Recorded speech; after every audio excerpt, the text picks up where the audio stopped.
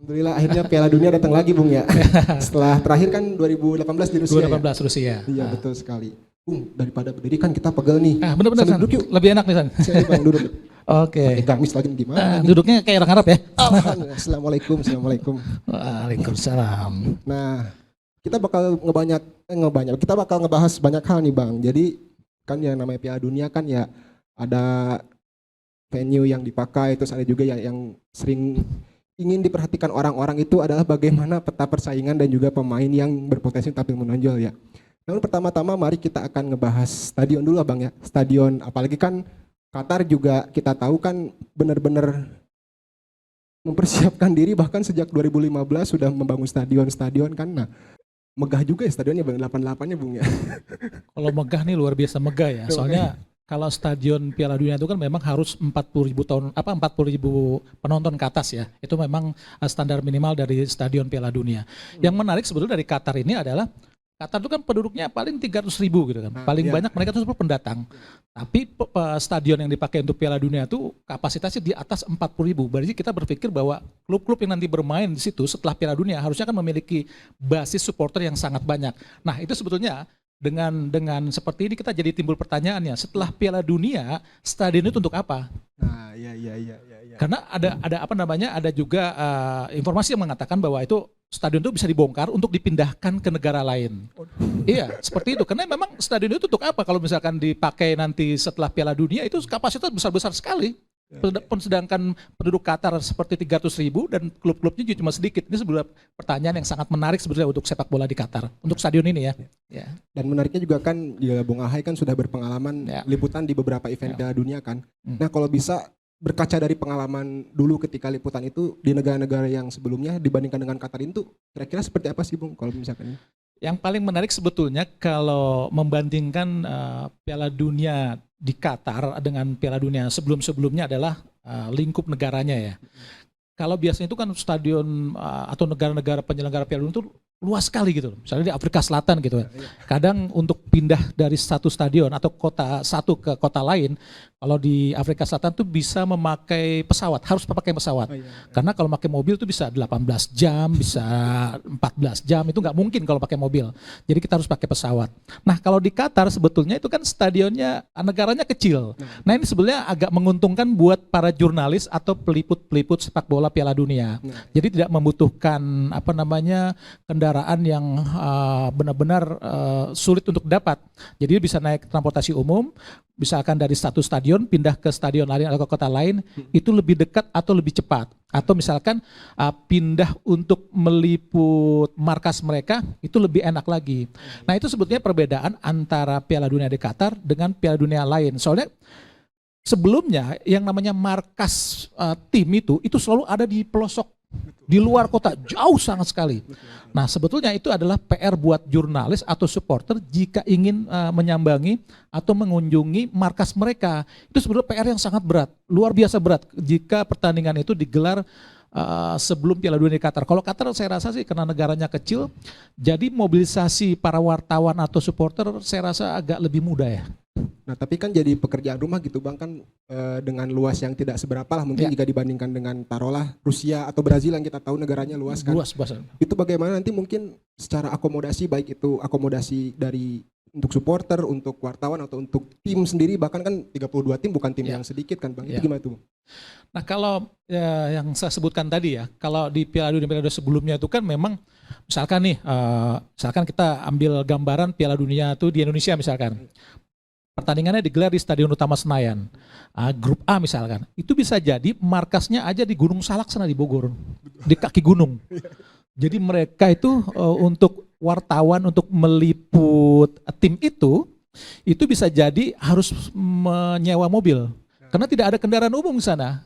Tapi sebetulnya memang sengaja buat tim-tim itu untuk bersembunyi. Karena kalau dia memiliki markas di kota itu sangat mudah didatangi dan itu sangat mengganggu. Itu sebetulnya suatu yang sangat menarik jika kita lihat perbedaan antara Piala Dunia sebelumnya dengan cangkupan negara yang sangat luas seperti Afrika Selatan, Jerman atau misalkan Jepang, Korea dulu 2 negara, atau misalkan Brazil, Rusia luar biasa sekali besarnya dengan Qatar saat ini perbedaannya sangat mencolok. Ya, menarik ya kalau berkaca dari perkataan Bung Ahi tadi kan bahwa tim itu bermarkas saling berjauhan agar tidak saling ini. Ya. Kata negara kecil berarti ada potensi untuk saling ngintip berarti. Bang, ya. Pasti itu. Jadi wartawan-wartawan atau tim itu sangat mudah untuk menjangkau karena negara Qatar memang kecil kan. Jadi mereka tinggal datang melihat dan itu saya rasa sangat mengganggu ya untuk tim-tim itu. Dulu kan kalau misalkan biasanya tuh kan jeda pertandingan tuh misalkan Jerman main hari ini, itu 4 hari kemudian baru main lagi. Ya. Nah itu biasanya setelah dia main dia langsung pindah ke markasnya, nanti dia latihan di sana, nanti 1 hari sebelum pertandingan berlangsung mereka baru pindah tuh naik pesawat ke hotel yang dekat untuk stadion. Nah mereka tinggal di hotel itu pindah sambil mempersiapkan diri untuk sekalian mencoba lapangan atau stadion yang akan dipakai nanti. Jadi sebenarnya mobilisasi timnya seperti itu. Nah kalau wartawan ini agak PR luar biasa karena kadang-kadang duit kita terbatas. Jadi kita mau pakai mobil luar biasa mahal, kita pakai kendaraan umum sangat jauh. Kadang-kadang memang tidak ada mobil umum yang mampir ke satu markas yang memang mereka sengaja untuk bersembunyi seperti itu. Ya, dan menarik juga kan Piala Dunia sekarang digelar di musim dingin, Bang. Dan itu sebuah hal yang baru ya, kan biasanya digelar Juni atau Juli kan, ketika berbarengan dengan bursa transfer dan libur musim panas. Nah, dan juga saya dengar kan stadion di Qatar ini memang ditambahi AC gitu, Bang. Itu gimana namanya, Bang? Sebetulnya stadion Qatar tuh ditambahi AC jika pertandingan itu digelar bulan Juni. Karena kalau bulan Juni di Qatar tuh bisa panasnya 40 derajat ke atas, bahkan sampai 50 derajat. Plastik aja di jalan bisa meleleh. Nah itu makanya sempat ada konsep membuat stadion di Qatar untuk Piala Dunia itu diberikan AC jika pertandingannya digelar bulan Juni di musim panas. Tapi karena untuk menyiasati itu makanya digelar di bulan November. Sebetulnya kalau di bulan Juni dipakai AC, orang Qatar nggak masalah, duitnya banyak mereka. Ya, makanya dipakai AC. Cuman yang jadi masalah adalah penonton. Kalau pemain mungkin dari hotel naik bis ke stadion mereka tetap dingin. Tapi penonton saat ada di luar stadion 50 derajat bisa teler mereka. Menunggunya minta ampun. Makanya akhirnya diambil kebijaksanaan sama FIFA, Piala Dunia itu digelar bulan November yang agak sejuk, mendekati musim dingin. Di Timur Tengah kan bulan seperti itu seperti ini memang memasuki musim dingin juga ya. Sebetulnya bukan hal yang aneh juga untuk pertandingan yang agak beda-beda cuacanya. Contoh waktu Afrika Selatan 2010. Itu kan biasanya kalau di Eropa digelar bulan Juni itu kan musim panas. Tapi kalau di Afrika Selatan dia kan bumi selatan. Nah dia masuki musim dingin. Makanya waktu Piala Dunia di Afrika Selatan nggak heran kita nonton pakai selimut atau penonton datang dengan selimut atau baju tebal. Iya, bahkan kita kalau meliput aja tersiksanya minta ampun. Karena memang sangat-sangat dingin, kadang sampai 0 derajat cuaca atau suhu di venue seperti itu. Bahkan sempat ada kejadian lucu. Jadi pertandingan Korea Utara lawan Jepang di stadion saya lupa itu. Jadi saya liputan di sana itu suhunya lagi 0 derajat. Tapi ini media center sama panitianya dipasang AC. Wah, kelengar semua orang itu. Karena udah dingin ditambahin dingin. Wah, gila itu. Jadi sebetulnya bukan hal yang aneh bahwa ada perbedaan suhu untuk pegelaran Piala Dunia. Bagaimana mensiasatinya aja seperti itu sebetulnya. Dan juga jadi pekerjaan rumah bagi klub-klub Eropa ya untuk menyiasati para pemainnya yang dilepas ke ini, Bang ya. Bukan hanya klub ya, tapi pemainnya juga kalau lu baca ya, misalkan lu lihat ini ada satu fenomena menarik bahwa banyak pemain sekarang berpikir untuk bermain mati-matian di liga.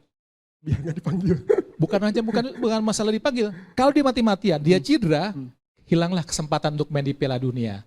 Makanya banyak pelatih yang mengatakan, wah pemain sangat hati-hati nih main di liga karena mereka udah berpikir Piala Dunia.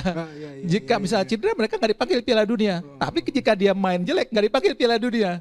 Nah itu yang jadi satu dilematis di antara pelatih dan juga pemain yang memiliki peluang untuk main di Piala Dunia seperti itu.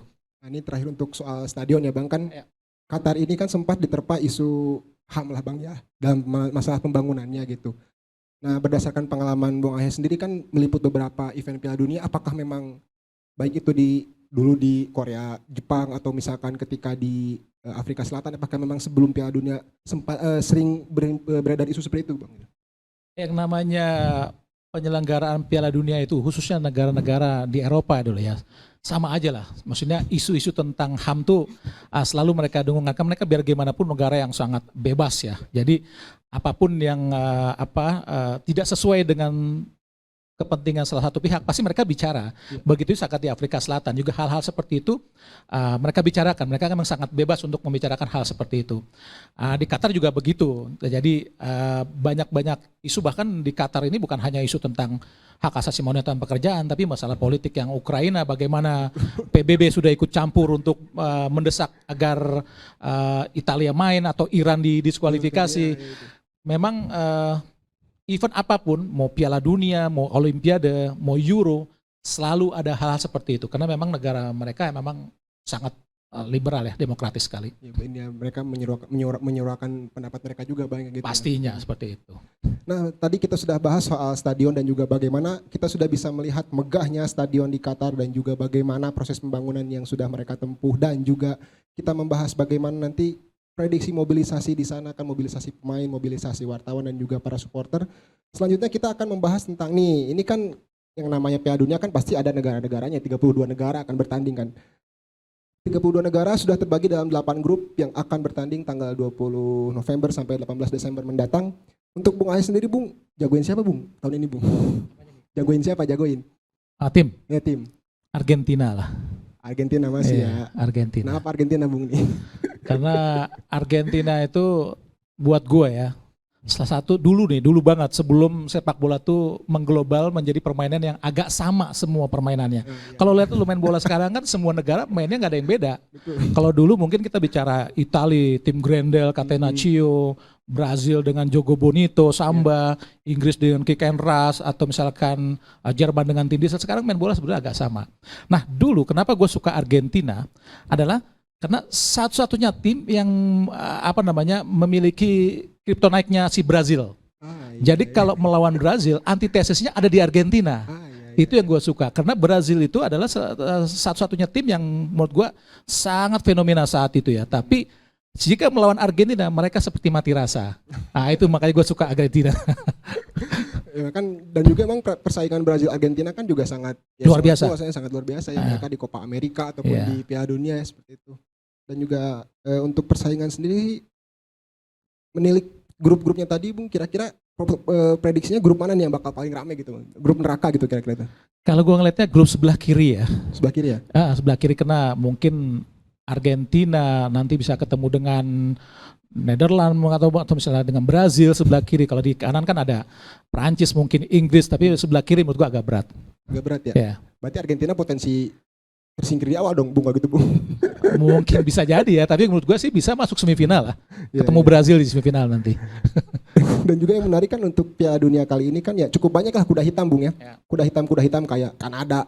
Itu kan Kanada juga baru lolos lagi kan mereka kan setelah sekian lama. Itu gimana tuh, Bung, untuk kuda hitam ini? Buat gue tetap bukan suatu kuda hitam yang sangat perlu dikhawatirkan ya untuk Kanada ya. Paling mereka mengandalkan siapa sih, Davis misalkan. Jadi menurut gue sih pemain-pemainnya juga nggak terlalu banyak tampil di liga-liga Eropa. Menurut gue yang bisa disebut kuda hitam sebenarnya tim-tim dari Afrika. Senegal misalkan. Coba lu lihat pemainnya. Semuanya main di Eropa. Itu timnya aja dari Afrika, tapi pemainnya Eropa semua, main di Prancis, atau Sadio Mane main di Munchen. Pokoknya kipernya Sengtu juga main di Eropa. Jadi sebuah tim yang menurut gua sebenarnya bukan tim Afrika, itu tim Eropa sebelum Senegal itu. Sangat berbahaya buat gua. Iya, bahkan kan di kualifikasi pun kan kualifikasi zona Afrika kan ya persaingan cukup ketat juga, Bung ya. Sangat. Mesir dengan Senegal, Kamerun dengan Aljazair kan itu isinya pemain Eropa semua ya mereka. Makanya sampai si Salah pun gak bisa masuk Piala Dunia saat ini.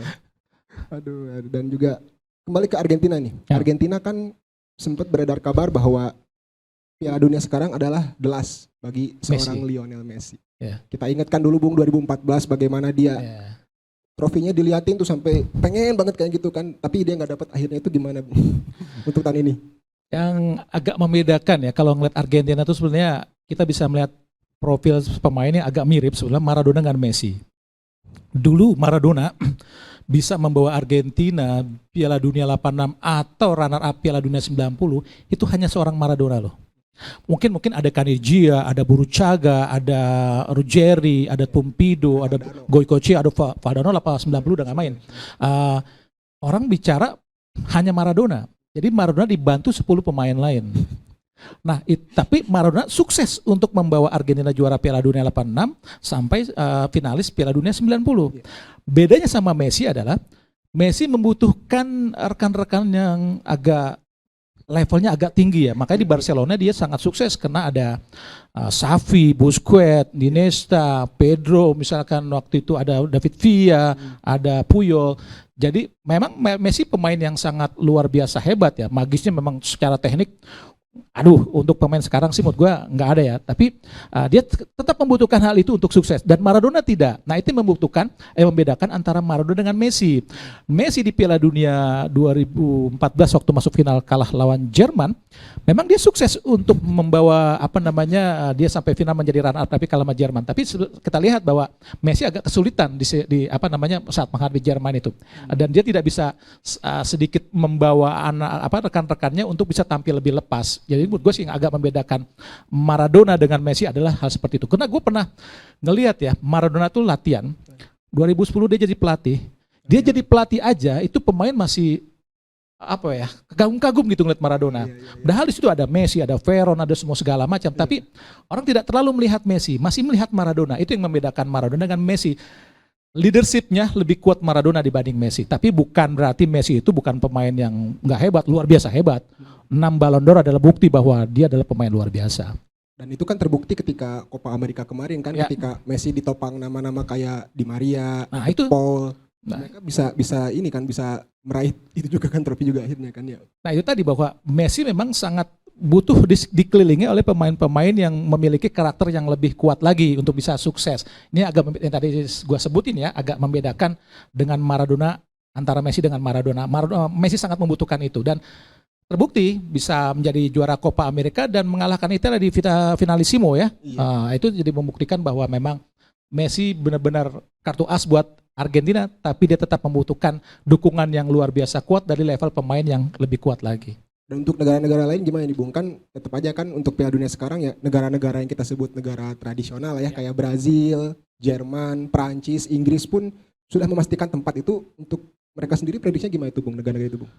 Yang pasti benar yang lo bilang ya, bahwa Piala Dunia itu selalu penuh dengan tradisi.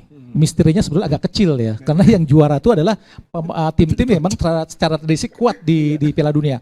Contoh misalkan juara Piala Dunia itu Prancis, Spanyol, Jerman, Italia itu memang secara tradisi memang itulah tim-tim tradisional di Eropa untuk Piala Dunia. Begitu juga di Amerika Latin, kita misalnya Uruguay, Argentina, Brazil, memang itu secara tradisi memang tim-tim itu yang menjadi kekuatan utama di sepak bola Amerika Latin untuk level dunia.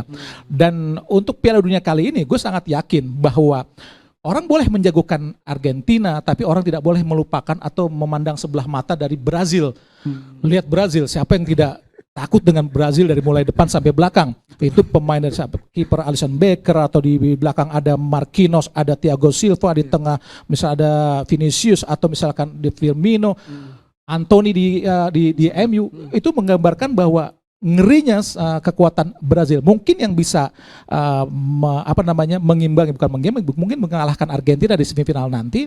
Kalau ketemu ya semifinal nih Argentina Brazil, gue rasa Brazil memang. Dan di grup sebelah gue rasa Perancis, wah itu benar-benar sebagai juara bertahan yang bisa jadi menjadi wakil Eropa untuk bisa mengimbangi kekuatan Amerika Latin. Dan perlu diingat juga setelah 2006 sampai 2018 kemarin, Amerika Latin seperti tak berdaya untuk menghadapi Eropa. Padahal sebelum tahun 2006 itu selalu muncul satu pembicaraan bahwa negara Eropa tidak mungkin sukses jika bermain di luar Eropa. Hanya Amerika Latin yang sukses untuk menjadi juara di luar negaranya, seperti Brazil tahun 58 atau Brazil 2002 di Korea Jepang. Dan sampai saat itu pemain-pemain Eropa belum bisa. 2006 Eropa juara, saat itu Italia main di Eropa. Tapi 2010 saat Spanyol menjadi juara di luar Eropa, itu menjadi satu sinyal bahwa Eropa benar-benar seperti berlari dan melangkah lebih kuat dari pesaing-pesaingnya seperti negara Amerika Latin. Dan akhirnya dia membuktikan di 2014 di Brazil, Jerman menghancurkan Brazil 7-1. Ini menjadi sinyal bahwa memang Eropa agak lari sedikit ke depan dibanding Amerika Latin untuk menjadi penguasa di dunia. Dan ini muncul lagi sebetulnya kekuatan Amerika Latin untuk bisa mengimbangi kekuatan-kekuatan Eropa seperti Perancis, Spanyol lewat Argentina dan Brazil seperti itu. Dan Jerman juga ketika 2014 kan tidak hanya mengalahkan Brazil, dia mengalahkan juga Argentina, tim Amerika Latin yang lain, Bung ya. Yang pasti kalau bicara Jerman itu sebetulnya bicara tentang sepak bola dimainkan dengan benar. Makanya dulu pernah dengar Gary Lineker nggak? Ya, Gary Lineker itu pemain Everton atau pemain tim nasional Inggris yang bermain di Piala Dunia 86 sebagai top skor. Dia mengatakan sepak bola adalah permainan sederhana yang dimana dimainkan oleh 11 orang. Tapi Jermanlah pemenangnya.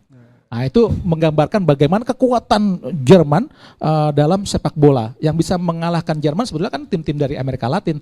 Tapi di 2014 dia menghancurkan Amerika Latin di kandangnya sendiri. Itu membuktikan bahwa Jerman memang memiliki kekuatan yang sangat luar biasa dibanding Italia. Tapi lucunya Jerman itu selalu seperti tidak berdaya jika menghadapi Italia. Itu yang menjadi kejadian unik ya kalau jika melihat tentang Piala Dunia itu. Nah, sekarang kita juga bicara soal Inggris nih, Bung. Inggris juga kan negara yang ya lumayan hype lah ya kan. Waktu 2018 kita ingat mereka ke semifinal. Tagar football coming home bergema gitu kan, bahkan sampai ke sini juga kan gitu. Apalagi kan sekarang Inggris juga Premier League dihiasi oleh manajer-manajer yang memang secara taktikal bisa mengangkat kualitas pemain, Bung. Itu untuk Inggris sendiri di Piala Dunia nanti, kira-kira gimana nih, Bung nih? Inggris tuh bisa dibilang adalah kumpulan pemain-pemain mahal karena memang mainnya di Inggris ya, dengan harga yang luar biasa. Tapi harus diingat bahwa di klub-klub Inggris, meskipun klub Inggris menjadi salah satu kekuatan utama sepak bola Eropa, tapi harus diingat juga bahwa pondasi utama klub-klub di Inggris itu pemain luar. Dari Brazil, dari Prancis, dari Argentina, misalkan di MU ada Lisandro Martinez. Jadi ini membuktikan bahwa sebetulnya Inggris memang potensi untuk menjadi satu kekuatan. Contoh dia bisa berhasil masuk semifinal Piala Dunia 2012 dan menjadi finalis Euro 2020 sebelum kalah menjadi Italia. Tapi kalau menurut gue sih untuk kembali sukses menjadi semifinalis ini agak sesuatu yang agak berat karena menurut gue Jerman dengan kekuatan tradisionalnya dan Perancis juga gue rasa lebih condong untuk didahulukan dibanding Inggris untuk menjadi kekuatan mungkin semifinalis Piala Dunia nanti. Italia nih, Bung nih. kembali tidak lolos setelah 2018 tidak lolos, sempat juara Euro. Ya. Tidak lolos lagi. Ini kenapa Italia ini, Bung nih? Italia itu tim paling unik ya. Italia itu sebenarnya tidak lolos bukan hal yang baru ya. Dia tahun 30 karena merasa protes tidak dimainkan di Eropa, Piala Dunia dimainkan di Uruguay, dia tidak mau main. Tahun 58 dia tidak main dan 2018 juga nggak lolos, ya nggak. Terus kembali dia lolos. Bukan sesuatu yang aneh sebetulnya Italia. Dan Italia adalah tim yang paling unik karena dia juara selalu dalam kondisi yang tidak ideal. Bermasalah. 82 juara itu saat pemainnya banyak didera kasus korupsi, kasus pengaturan skor. Misalkan Paolo Rossi saat itu. Tapi Paolo Rossi justru tampil menjadi top skor Piala Dunia 1982, mengalahkan Jerman saat itu dan mengalahkan Argentina dengan Maradonanya, mengalahkan Brazil dengan Socrates, Zico, Junior, semua segala macam tim-tim yang luar biasa hebat. Dan 2006 juga mereka kesandung kasus Calciopoli saat itu kan dengan tim-tim besar seperti Juventus. Tapi justru disitulah letak hebatnya Italia. Di saat mereka tersakiti, mereka menjadi juara Piala Dunia. Nah di tahun 38 pun sebetulnya bukan 38 ya, 34 atau 38 mereka itu jadi juara itu sebetulnya dalam situasi yang sebenarnya agak mengerikan. Nah, betul. Tapi mereka dengan ancaman yang luar biasa dari pemerintah saat itu akhirnya menyelucup mereka untuk mengalahkan dua tim terbaik di dunia saat itu tahun 34 dan tahun 38. Memang Italia agak unik menurut gua. Ya, tapi dengan tidak lolosnya Italia ini apakah akan menjadikan Piala Dunia menjadi tidak menarik gitu, Bung? Karena kan ya Italia sejarahnya di Piala Dunia lumayan kuat juga kan gitu. Gue setuju sebetulnya ya. Biar gimana pun tidak ada Italia adalah kehilangan fans Italia. Nah, ya betul. Fans Italia kehilangan. Tapi kalau lo liput Piala Dunia sebetulnya, kalau lo nonton Piala Dunia, misalkan Italia bermain dengan katakanlah Inggris gitu ya. Ya, yang nonton ya fans-fans Itali, negara Itali gitu kan. Tapi saat mereka hilang juga mereka. Iya, iya, iya. Tidak ada yang nonton lagi. Itu bisa jadi tiket, misalkan Itali tersingkir nih. Itali tersingkir di babak penyisihan grup dan ada beberapa kelompok fans yang memiliki tiket Itali untuk di knockout ya. Dan itu bisa jadi mereka jual loh. Karena memang yang namanya fans sepak bola dunia itu sangat fanatik dengan salah satu tim.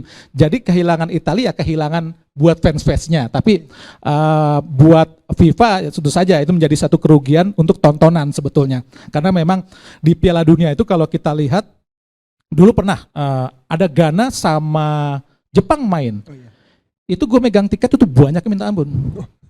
Ya, gue kasih tiket orang gak ada yang mau nonton.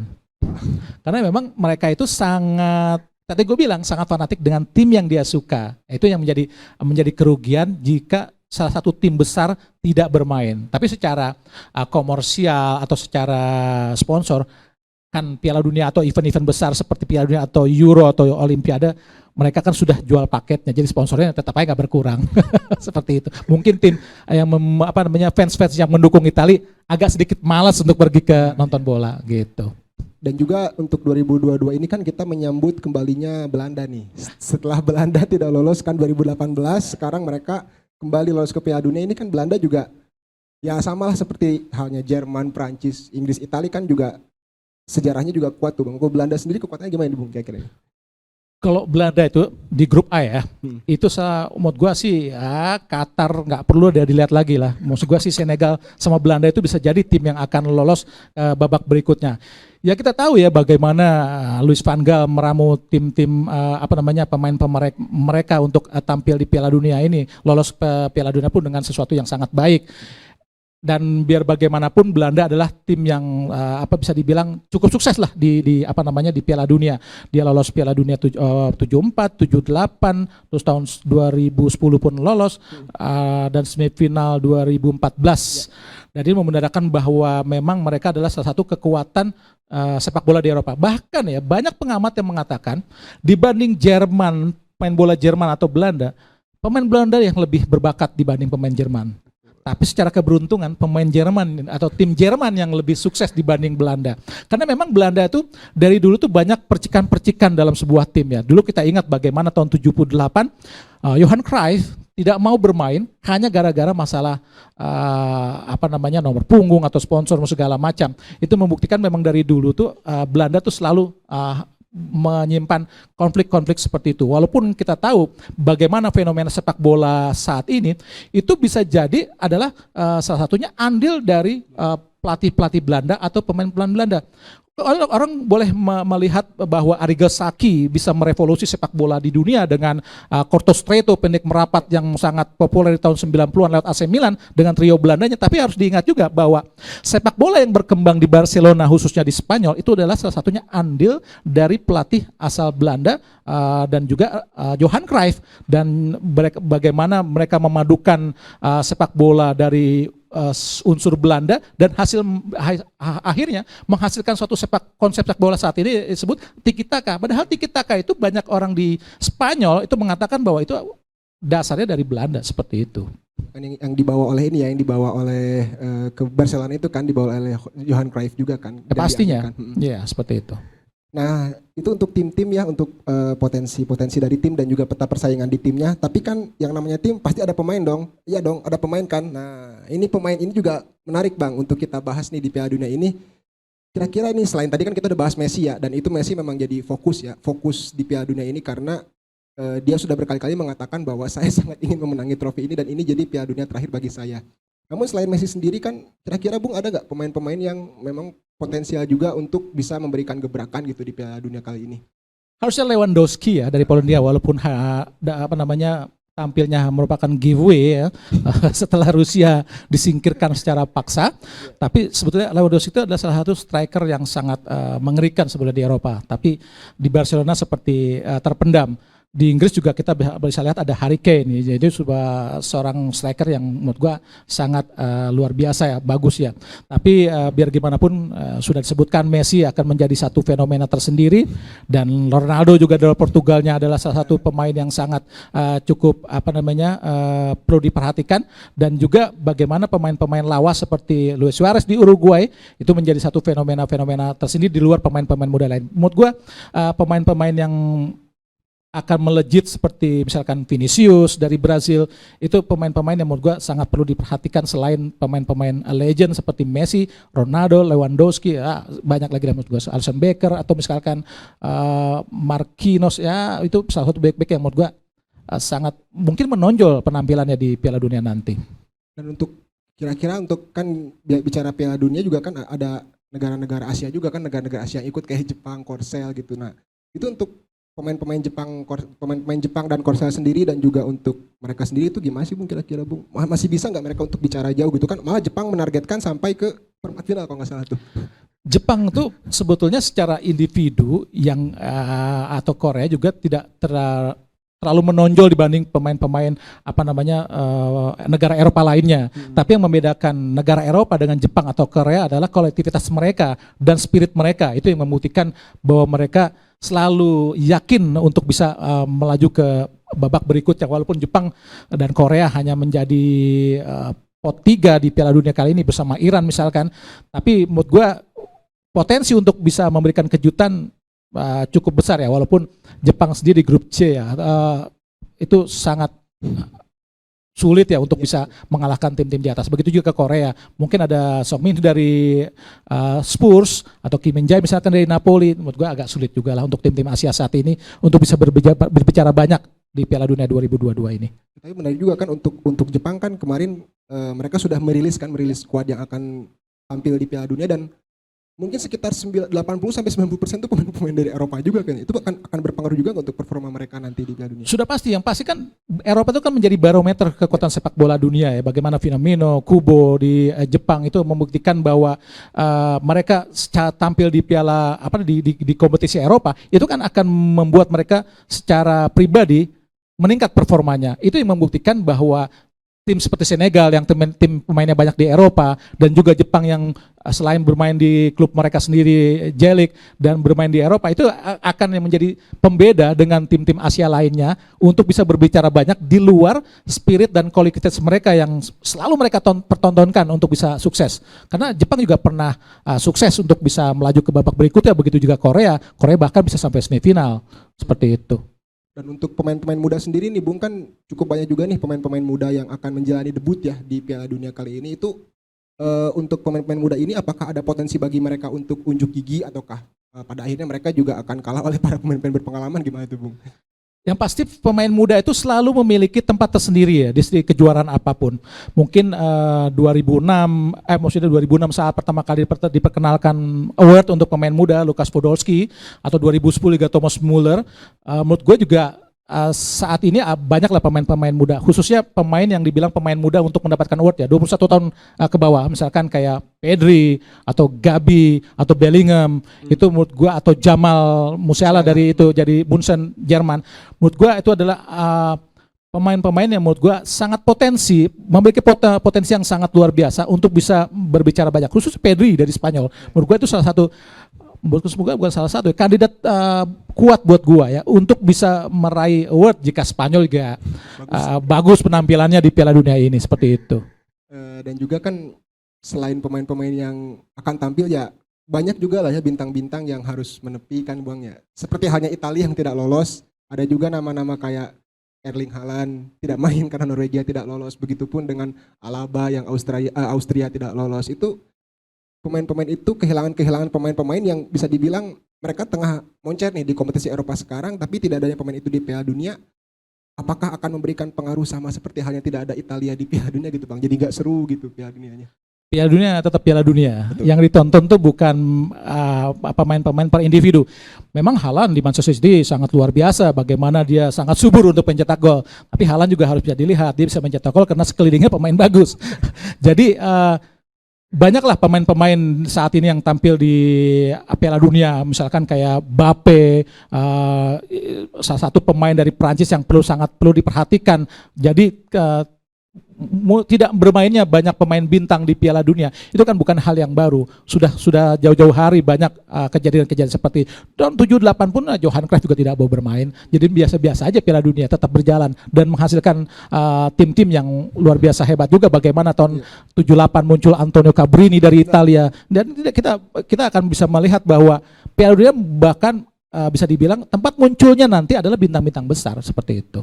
Dan terakhir kan untuk Piala Dunia sekarang kan ada potensi ini adalah menjadi, yaitu tadi Piala Dunia terakhir tidak hanya untuk Messi, berpotensi juga untuk menjadi Piala Dunia terakhir bagi sosok Ronaldo. Bahkan Ronaldo kan sempat diisukan juga gak akan dipanggil gitu oleh Santos kan gitu, oleh pelatih Portugal. Ini menilik akhir dari era Messi Ronaldo di Piala Dunia ini tuh seperti gimana tuh Bung, dengan segala catatan mereka kan sebelum-sebelumnya gitu.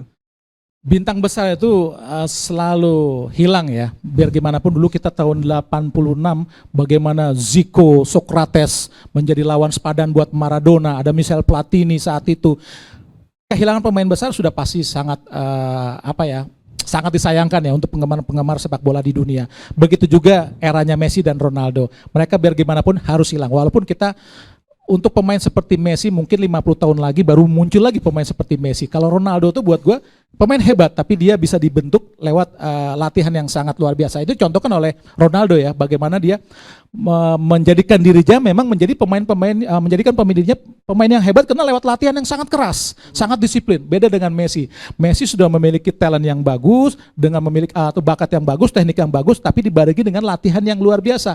Itu makanya kalau dulu kenapa di luar ini ya, di luar konteks bahwa Messi dijauhkan oleh Ronaldinho atau Deco di Barcelona, saat itu mereka dibuang, itu salah satu menjaga Messi. Wah, itu yang membedakan Maradona dengan Messi.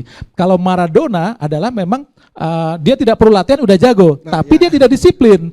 Beda dengan Messi. Makanya sampai umur 37 tahun saat ini Messi masih eksis dan menjadi satu dewa sepak bola dunia. Dan pasti kehilangan Messi dengan Ronaldo harus dibarengi dengan trofi, karena tidak adanya trofi Piala Dunia walaupun Ronaldo dengan Euronya 2016 atau Messi dengan Copa America tanpa Piala Dunia seperti bukan legend sejati. Misal Platini hebat tapi dia tidak dapat Piala Dunia, Socrates hebat, Zico hebat tapi tidak ada Piala Dunia. Jadi seperti hambar lah buat legenda-legenda seperti itu. Makanya Messi atau Ronaldo habis di Piala Dunia ini dia harus membuktikan dengan Piala Dunianya untuk bisa dikatakan sebagai legenda sejati seperti itu. Iya kan, bagaimanapun juga raihan trofi Piala Dunia ini kan menjadi sesuatu yang juga didam-damkan oleh pemain, Bung, apalagi pemain-pemain kaliber Messi dan Ronaldo juga ya gitu kan. Jadi seperti itu. Ya sudah pasti seperti itu karena memang Piala Dunia selalu menghadirkan dan melahirkan sosok-sosok yang luar biasa dan fenomena dalam sepak bola. Nah, ini terakhir nih Bung. Tadi bicara soal potensi kelahiran sosok-sosok fenomenal nih. Kalau menurut Bung Ai sendiri ada nggak sosok yang kira-kira seperti James 2014 atau misalkan seperti Artem Zuba dulu 2018 bersama Rusia? Ada nggak kira-kira nanti sosok yang setelah Piala Dunia 2022 ini akan menonjol dan menjadi rebutan klub-klub Eropa gitu Bung? Kira-kira. Seperti yang tadi gue sebutin tadi, Pedri, Mbappe sudah pasti. Jadi biar gimana pun Mbappe masih muda, Havertz juga. Dan Davies juga salah satu pemain dari Kanada tuh yang cukup fenomenal ya untuk pemain belakang karena memiliki keterampilan yang cukup bagus juga untuk bisa menjadi fenomena tersendiri. Tapi dia adalah pemain belakang ya, sulit untuk bisa meraih predikat sebagai pemain terbesar nanti atau pemain terbaik di Piala Dunia. Menurut gue sih, gue lebih condong ke Pedri, Vinicius Brazil atau juga tadi Davies seperti itu. Dan mungkin untuk senior-seniornya ya seperti tadi Lewandowski, Messi juga masih ada potensi untuk tampil menggebrak ya Bung di Piala Dunia ini ya. Oh jelas, biar gimana pun Messi masih tetap menjadi fenomena tersendiri walaupun usianya sudah 37 tahun. Tapi kan kualitas atau level Messi tidak bisa disamai walaupun dengan pemain-pemain muda sekalipun seperti itu. Ya menarik sekali ya pembahasan untuk Piala Dunia 2022 ini. Bagaimana kita tadi menyaksikan, pertama kita menyaksikan stadion-stadion yang begitu megah yang dipersiapkan oleh Qatar untuk para peserta Piala Dunia. Pun dengan peta persaingannya ternyata cukup menarik meskipun tidak ada negara-negara seperti Italia dan juga tidak ada pemain-pemain bintang semacam Erling Haaland dan juga yang lainnya. Piala Dunia 2022 ini adalah momen yang memang harus tetap dinantikan karena ya siapa tahu apalagi ini adalah Piala Dunia yang diselenggarakan untuk pertama kalinya di musim dingin, diselenggarakan juga di Qatar dengan beberapa penyesuaiannya. bisa jadi akan ada kejutan-kejutan menarik karena bagaimanapun Piala Dunia tidak cuma soal taktik dan strategi tapi juga soal tradisi. Untuk selanjutnya saya kembalikan kepada MC untuk